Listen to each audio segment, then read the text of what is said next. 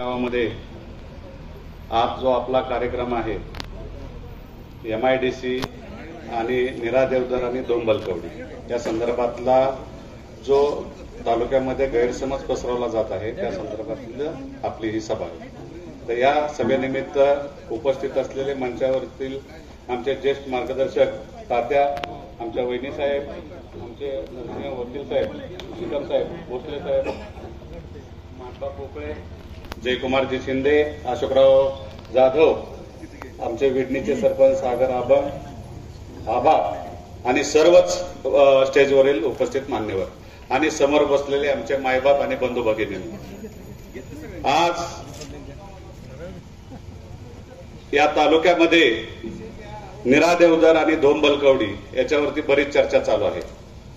तर नीरा देवधर धरण साधारण 23 वर्षापूर्वी बांधून तयार झालंय। पाणी साठवणूक त्यात 23 वर्षापासून होते आणि तालुक्यामध्ये आपल्या पाणी यायचं थांबलं होतं।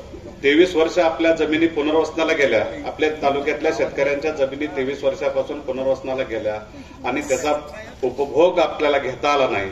ते जर पाणी 23 वर्षापूर्वी जर आपल्या तालुक्याला आलं असतं, तालुक्यातली 57 गावं आपण वंचित ठेवली, ज्यांना आपण आतापर्यंत सहकार्य केलं, ज्यांना आपण मतं दिली, या तालुक्याने भरभरून दिलं, त्या नेत्यांनी हे 23 वर्ष येणारं पाणी तालुक्यात येणारं पाणी का थांबलं आणि का थांबवलं हे पहिल्यांदा सगळ्यांनी समजून घेतलं पाहिजे।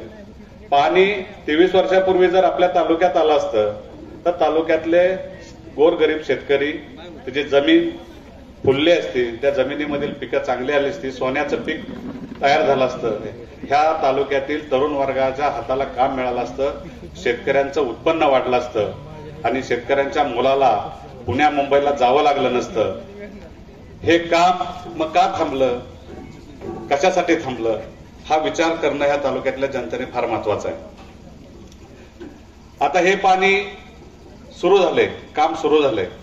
आम्ही आता 57 गावाचा दौरा आम्ही चालू आहे, त्यातली आता एक माझ्या माहितीप्रमाणे 10-15 गावं या तालुक्यातली राहिलीत, बऱ्यापैकी तालुक्याचा दौरा पूर्ण होत आलाय 57 गावांचा। तर आम्ही प्रत्येक गावात जातोय, आम्हाला प्रचंड प्रतिसाद मिळतोय।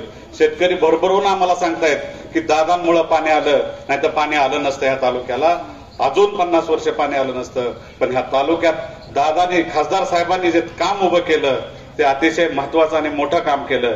म्हणजे दादांनी रात्रंदिवस कष्ट करून पळून हे जाणारं पाणी, बारामती तालुक्याला जाणारं पाणी, इंदापूर तालुक्याला जाणारं पाणी थांबवून फलटण तालुक्याला वळवलं। एवढं मोठं काम आपल्या दादांनी ह्या फलटण तालुक्यासाठी केलंय।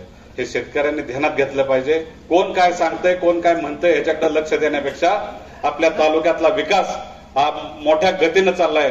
करोनाच्या काळामध्ये म्हणजे दादांना 5 वर्ष मिळाले, त्यातली 3 वर्ष करोनाच्या काळामध्ये गेली, त्याच्यानंतर राहिलेल्या 2 वर्षामध्ये जो विकासाचा झपाटा लावला, जो विकासाचा रथ त्यांनी पुढे नेला या तालुक्यातला, तो फार जोखण्यासारखा आहे।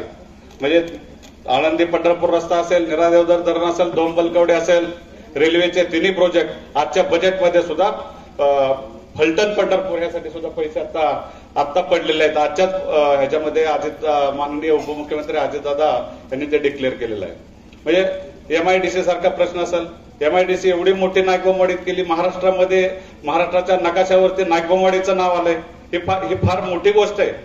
मग आपण एवढं मोठं काम केलं तरी तुम्हाला हे बरं वाटत नाही का? बरं वाटत नाही, विकास केलेला बरं वाटत नाही का? हा आता आपण सगळ्या सर्वसामान्य माणसांनी या नेतृत्वाला, जे नेतृत्व 30 वर्ष काम करते त्याला विचारला पाहिजे। एवढंच आमचं म्हणणं आहे की जे काम करतंय त्याच्या पाठीशी राहा, जे तुमच्या बरोबर आहे, जे विकासाच्या बरोबर आहे, तुम्ही सर्वांनी दादांच्या पाठीशी उभं राहा, एकसंघ ताकद तयार करा आणि दादांना आता येणाऱ्या इलेक्शनमध्ये भरघोस मतांनी विजय करा, एवढंच या निमित्तानं मी तुम्हाला सांगतो आणि माझं थोडंसं मनोगत थांबवतो। जय हिंद, जय महाराष्ट्र।